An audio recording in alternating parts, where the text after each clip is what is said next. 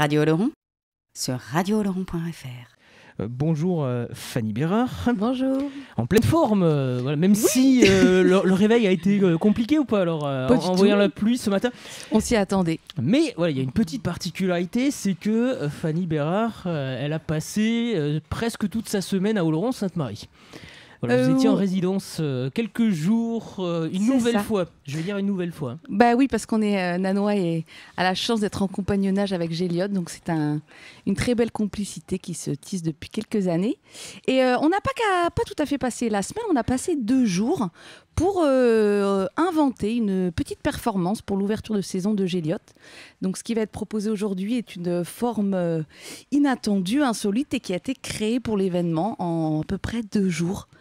Et on est très heureuse avec Maïka Etchekopar, ma complice artistique, de partager ça avec les gens en ces temps un peu particuliers que nous traversons tous. Et donc ce sera des états généreux de l'audace pour un peu contrer toute cette culture de la frousse qui nous entoure pas mal en ce moment. Oui, on va justement s'intéresser dans quelques instants à cette période un petit peu trouble, qui a malheureusement perturbé aussi les compagnies de spectacle, et on va voir que vous avez su rebondir, Fanny, avec la compagnie Nanois pendant ce confinement, avec en ligne dès le mois de mars quelques petites vidéos que vous aviez mis sur votre chaîne YouTube. Histoire de rappeler. Et puis, alors, vous faisiez partie aussi quand même de ces intermittents mobilisés sur le terrain, mais qui avaient mis à contribution à cette période un petit peu de pause pour créer. Et donc, ça sera peut-être ce spectacle, les audacieux, les audacieuses, qui a vu le jour pendant le confinement, justement.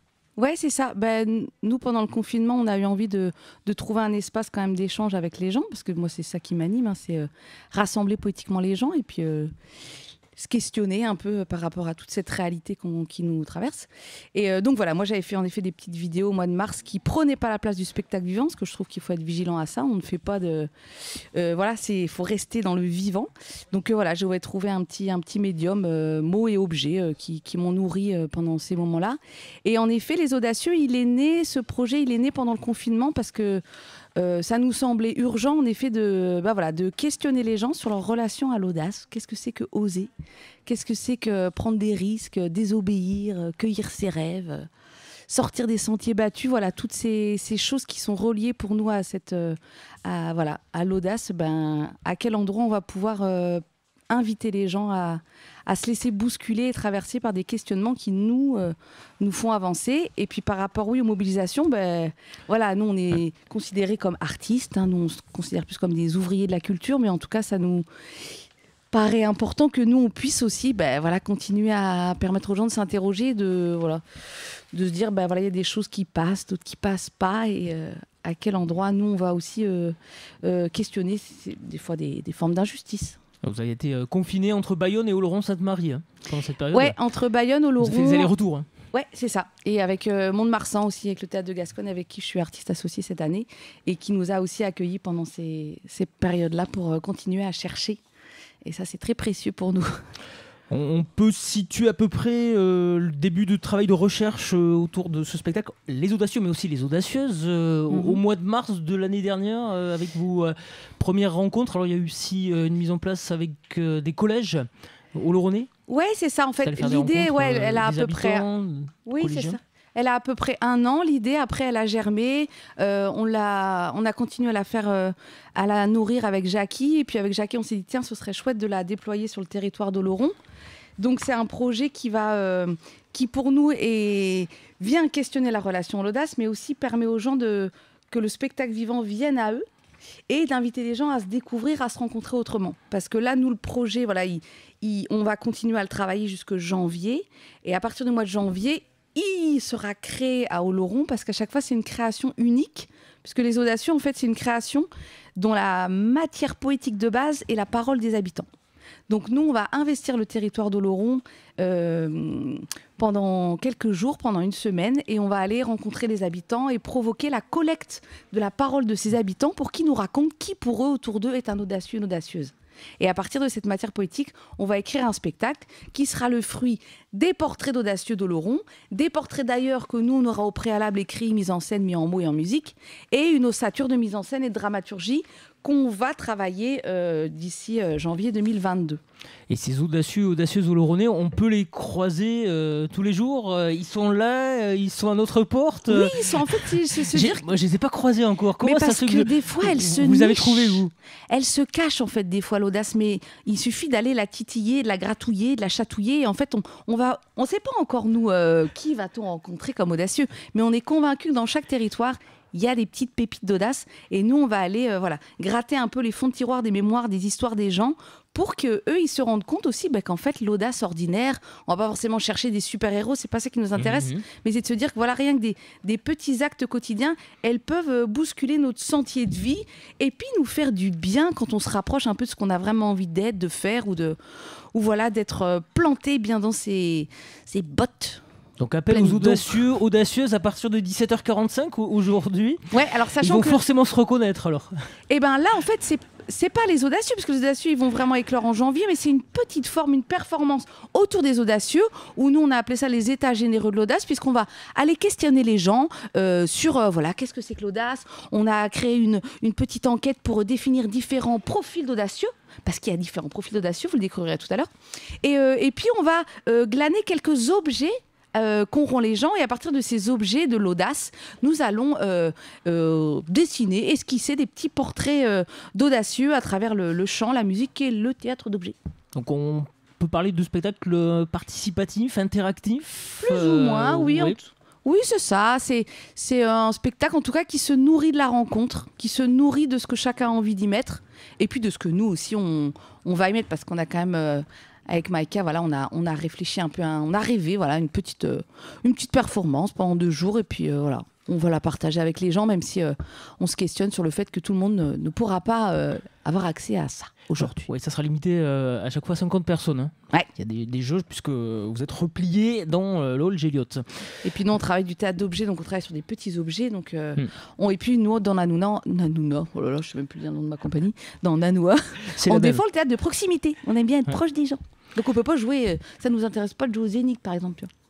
Il y aura 2 séances tout à l'heure, de ce qu'on peut appeler une étape de la création de votre futur spectacle. C'est ça, les audacieux, une petite graine, ouais. C'était sous-titré, vous avez dit, les audacieux et audacieuses. Je ne sais plus exactement comment vous l'avez appelé ça portrait en théâtre d'objets et musique et chant de cueilleurs d'audace et cueilleuses d'audace. Et glaneuse aussi, vous avez parlé de glaneuse. Oui, et glaneuse. Oui, nous on est des glaneuses d'audace, on incarne des... C'est un métier rare d'ailleurs, glaneuse d'audace, c'est pas très connu, mais ça a été reconnu d'utilité et de jubilation publique par le territoire oloronnais, faut quand même le savoir, c'est important. Et donc ouais, on va jouer 2 fois cette performance, et donc ça va durer à peu près 20 minutes, donc on joue à 17h45, et puis après vers 18h15, 20, à peu près.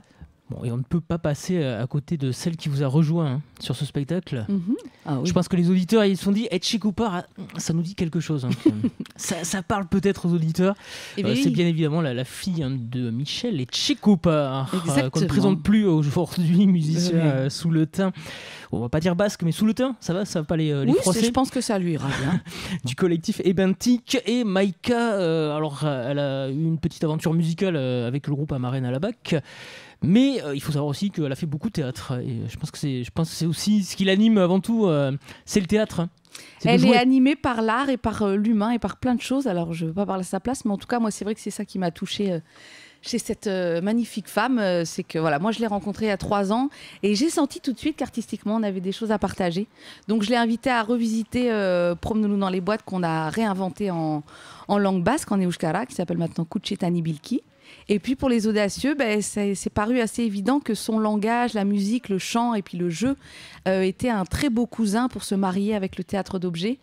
Et puis voilà, c'est aussi toute son humanité, sa finesse et son intelligence de cœur qui vont bien avec ce projet. Puisque nous, dans ce projet, avant de créer le spectacle, on passe une semaine avec les gens, on va les rencontrer.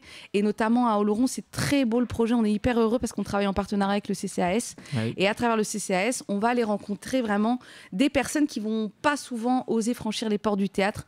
On va aller au Resto du Cœur, à la Croix-Rouge, au CADA, au CODA, au Jardin de Fred, à Pôle emploi. On va aller dans plein de structures sociales et autres pour aller provoquer la rencontre avec les gens. Les Audacieux, les Audacieuses, c'est aussi une coproduction de l'Espace Gilliatt. Carrément. Ouais. C'est grâce à eux qu'on arrive aussi à travailler dans de bonnes conditions et à créer parce que ça prend du temps.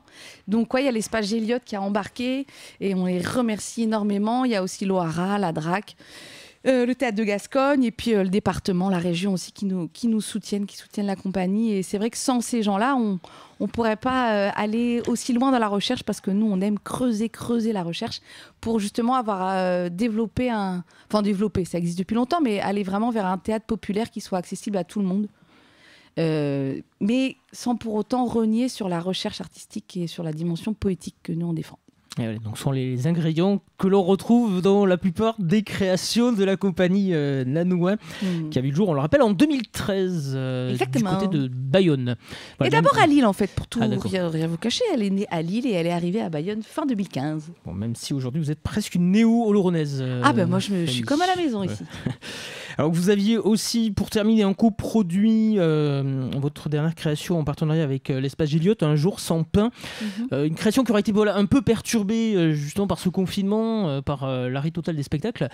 Est-ce que c'est un spectacle qui a encore son mot à dire, Un jour sans pain? Oui. Pareil, c'était aussi un spectacle qui se basait sur les témoignages, et là c'était celui de votre grand-père. Oui, notamment, c'est une mise en résonance à travers l'univers du pain, toute cette puissance métaphorique que peut avoir le pain. C'est une mise en résonance entre l'histoire de mon grand-père et l'histoire d'un autre exilé. Et c'est deux parcours d'êtres ordinaires qui vont nous questionner sur notre rapport aussi à l'audace, à l'intégrité, à la liberté. Et donc, à nouveau, on retrouve le fil rouge de Nanois, donc l'audace, puisque là, ce spectacle, il vient aussi nous interroger sur notre appétence à sortir du moule ou à se fondre dedans. Et oui, bien sûr qu'il a encore son mot à dire. On a eu la chance d'avoir quelques rendez-vous où les gens de la profession ont pu le découvrir, et donc on espère qu'il aura un chemin de vie sur les saisons à venir. Là, cette saison, malheureusement, comme beaucoup de collègues, il y a un gros embouteillage. C'est très très compliqué, et il y a vraiment une urgence à s'occuper de ce qui se passe pour les acteurs de la culture. Nous, Nanois, on a eu la chance comme vous dites, de passer entre les gouttes et d'avoir des super soutiens qui font que on est là et on n'est pas en mode survie. Mais c'est pas le cas de tout le monde, et notamment des musiciens et puis de plein de compagnies qui n'ont pas encore eu la chance d'être dans les radars et repérés, etc. Et c'est compliqué. Donc j'espère que le ministre de la Culture, Madame Bachelot, que j'ai rencontrée, ça m'a bien énervée, je ne vous cache pas, puisque elle n'est pas forcément dans les mêmes réalité que nous, même si elle semble y être. Il y a vraiment du boulot pour soutenir la culture. Et puis il y a aussi la réforme de l'assurance chômage qui est repartie.